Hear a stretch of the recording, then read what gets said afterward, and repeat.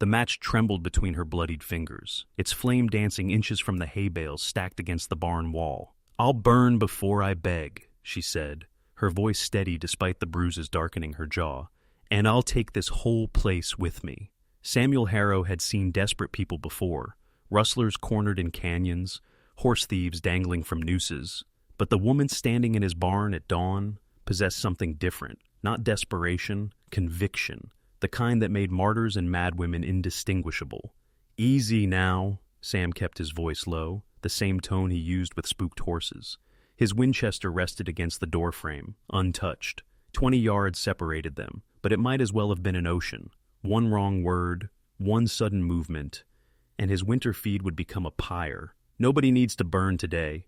She was maybe 25, her dress torn at the shoulder, revealing skin mottled purple and yellow from old beatings layered beneath fresh ones. Dark hair hung loose around her face, and her eyes, green as river stones, never left his. Behind her, through the gaps in the barn slats, the October sky bled pink across the Montana grasslands. "You're Samuel Harrow," she said, not a question. The rancher who testified against Judge Brennan's son last spring. Sam's jaw tightened. That testimony had cost him 3 ranch hands who fled rather than face the judge's wrath, and his cattle count had mysteriously dropped by 1/3. But he'd told the truth about what he'd seen, Thomas Brennan beating a saloon girl half to death, and he'd do it again. "I am." Then you know what kind of man his father is, what kind of protection money can buy in this territory. The match flame crept lower, closer to her fingers. Soon she'd have to drop it or get burned. "They're coming for me, today probably, maybe within the hour." "Who's coming?" "The Judge's men. I was supposed to marry Thomas Brennan yesterday." Her laugh was bitter as winter wind. "Stood right there at the altar, in front of God and half the county, and said no.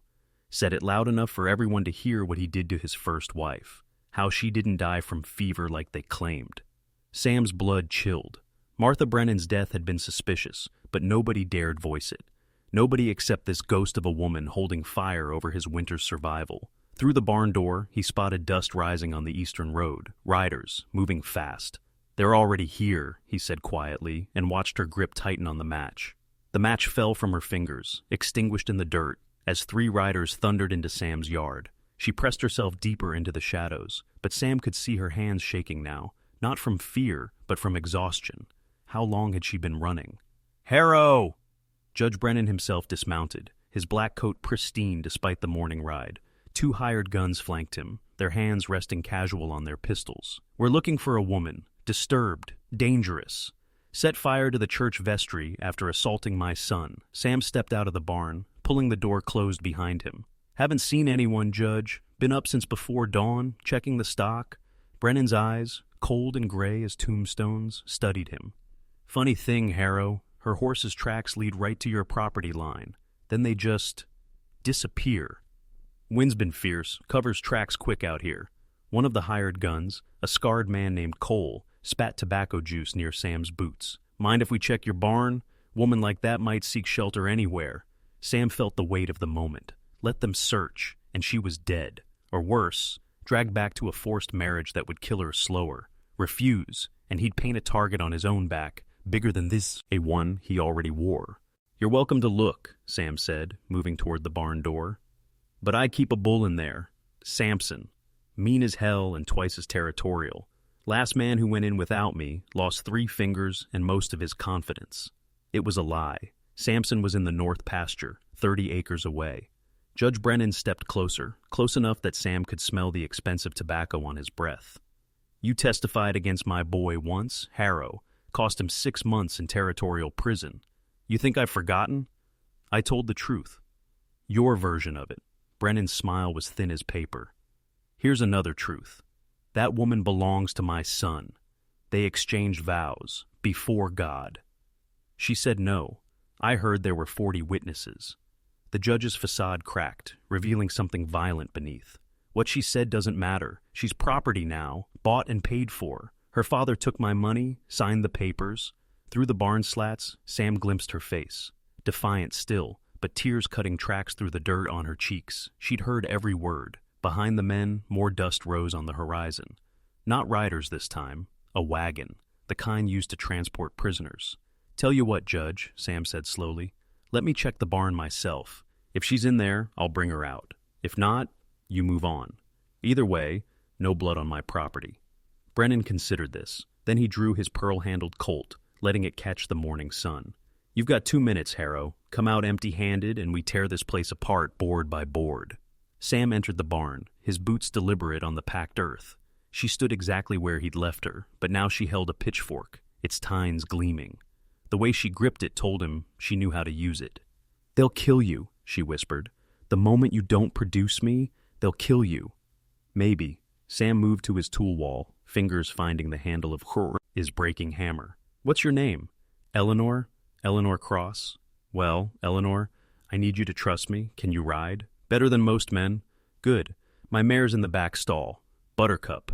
She's saddled. Always is, in case of trouble. He pulled a leather pouch from behind a loose board, heavy with coins. Take her. Head north to the Blackfoot Reservation. Find a man named Joseph Two Rivers. Tell him Sam Harrow sends his regards and calls in his debt. They'll hunt me. Not where you're going. Sam hefted the hammer. I'll buy you time. You don't even know me. I know enough. I know Thomas Brennan beats women. I know his father covers it up. And I know you had the courage to speak truth in a room full of cowards. He moved toward the door. When you hear shouting, you run. Don't look back. Eleanor dropped the pitchfork and grabbed his arm. Why? Because 20 years ago, I had a sister. She married a man like Thomas Brennan. We all stayed quiet, minded our business, didn't interfere between husband and wife. His voice roughened. We buried her in a pine box on her 20th birthday. Outside, Judge Brennan's voice boomed. Time's up, Harrow! Sam stepped into the sunlight, hammer hanging loose in his hand. She ain't in there, Judge. You're lying. Brennan nodded to his men. Burn it. You burn my barn, you better shoot me first, because I'll ride to the territorial capital and tell every newspaper what really happened to Martha Brennan, how she had bruises shaped like fingers around her throat when they buried her. The silence stretched taut as telegraph wire. Cole drew his pistol, but Brennan raised a hand. You're a fool, Harrow. You had a chance to be smart, to be safe. The judge mounted his horse. Cole, check the barn. The scarred gunman grinned, pushing past Sam. The moment he entered the darkness, Sam heard Buttercup's whinny, then hoof, eats exploding out the back. Cole cursed, stumbling out. She's rabbiting! North Road! All 3 men spurred their horses, charging after the dust trail. Sam watched them go, knowing what they didn't. Eleanor had a 2-minute lead, and Buttercup was the fastest mare in 3 counties. More importantly, the Blackfoot Reservation started just 4 miles north, federal land, where even Judge Brennan's reach ended. But the wagon remained, and from it stepped Thomas Brennan himself, his face twisted with rage and his pistol already drawn. Thomas Brennan's first shot splintered the doorframe beside Sam's head. The second would have caught his center mass if Sam hadn't rolled behind the water trough. She's mine, Thomas screamed, firing again. My father paid for her. She stood before God. Sam pressed against the trough, feeling bullets punch through the wood, water streaming over his boots. His Winchester was still in the barn, useless. But Thomas was moving closer, drunk on rage, making a fatal mistake, forgetting that Sam Harrow had survived range wars before Thomas was even born. When Thomas paused to reload, Sam burst from cover, the breaking hammer spinning in his grip. It caught Thomas's wrist with a crack like snapping timber. The pistol fell, and both men crashed into the dirt, rolling and grappling. Thomas was younger, stronger, but fury made him sloppy. Sam had learned to fight from Comanche raiders and Mexican vaqueros, men who fought to survive, not to dominate. When Thomas grabbed for his throat, Sam drove his knee into the younger man's ribs, feeling them give. They separated, both gasping. Thomas crawled toward his fallen pistol, but Sam stood first, placing his boot on the weapon. Your wife, Sam panted. Martha? She was pregnant when she died, wasn't she? Thomas's face went white. You don't know anything. I know Doc Morrison keeps records, private ones. I know Martha came to see him 3 days before she died. I know she was carrying a child, and I know she was planning to leave you. Shut up. Is that why you killed her? Because she was taking your air with her? Thomas lunged upward, a knife flashing from his boot. Sam caught his wrist, and for a moment they stood locked, the blade trembling between them. In Thomas's eyes, Sam saw the truth. the guilt and madness that would eat him alive even if he lived another 50 years. Then Sam heard something that changed everything. Singing. A Blackfoot war song, growing louder. Over the rise came 5 riders, Joseph Two Rivers at their head, rifles across their saddles. And with them, on a painted pony, rode Eleanor Cross. "The woman is under our protection," Joseph called out, his English deliberately formal. "She has asked for sanctuary, and it has been granted." Thomas released the knife, stumbling backward. "You can't." "She's legally—" "Legal," Joseph smiled, cold as winter moon. "Your laws end at our border, white man, and this woman has chosen our justice over yours." Eleanor rode forward, stopping just out of reach. From her saddlebag, she withdrew something wrapped in cloth. "This was in your barn," she told Sam, handing it down. "Hidden in the loft." Sam unwrapped it.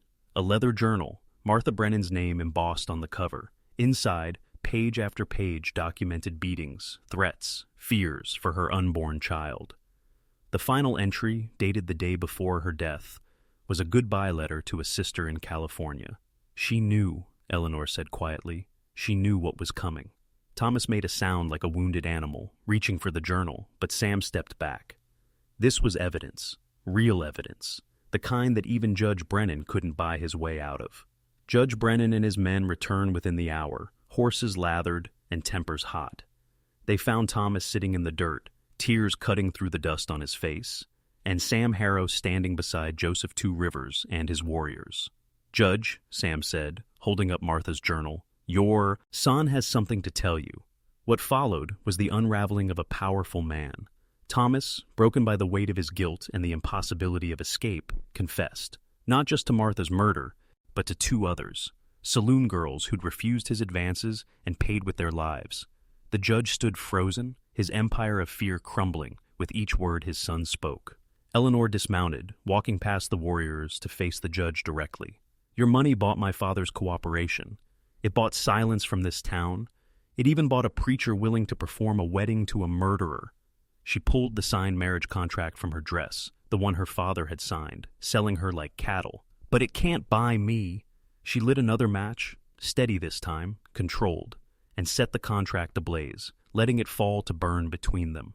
"Federal marshals are already riding from Fort Benton," Joseph Two Rivers announced. "We sent word yesterday when the woman arrived seeking sanctuary. They'll want to see that journal, Harrow." Judge Brennan looked at his son, then at Sam, and finally at Eleanor. For the first time in 20 years of ruling this territory through fear and gold, he had nothing to say. When the marshals arrived at sunset, both Brennan men surrendered without resistance. The trial in Fort Benton lasted 3 days. Martha's journal, combined with Thomas's confession and testimony from Eleanor and Sam, resulted in a hanging sentence. Judge Brennan, stripped of his position, died in prison 6 months later. Some said of shame, others whispered of poison. The truth, like many truths in the territory, remained buried. Eleanor Cross never returned to her father's home. Joseph Two Rivers spoke on her behalf to the tribal council, and she was granted permission to stay. She learned their language, their medicine, their ways of horsebreaking that made even seasoned cowboys stare in wonder. Within 2 years, she married a mixed-blood tracker named Daniel Whitehawk, and they raised 5 children who could ride before they could properly walk. Sam Harrow Rebuey built his barn that winter, with help from neighbors who suddenly remembered what kind of man he'd always been. The kind who told truth when it cost him, who stood up when standing was dangerous. His ranch prospered, and he never married, though some nights he'd ride north to the reservation to share dinner with Eleanor's family, to watch her children play, to see living proof that courage could outlast cruelty. Years later, when Eleanor's daughter asked about the burn scar on her mother's palm, the one from holding that first match too long, Eleanor would smile and say, "That's from the day I learned something important. Fire can destroy, yes, but sometimes burning is how you light the way for others to follow." She'd pause then, looking north toward the Harrow Ranch, where smoke from Sam's chimney still rose each morning like a promise kept. And sometimes the people worth saving are the ones who refuse to beg, who'll burn before they break. Your Uncle Sam taught me that. He saw the fire in me and chose to protect it rather than put it out. The wind would carry her words across the grassland, over the graves of those who'd tried to own her, beyond the borders where old laws died and new justice was born, into the vast sky where eagles circled, free and fierce and unafraid. Stories like this aren't just told, they're felt. If you felt it too, subscribe and stay with us.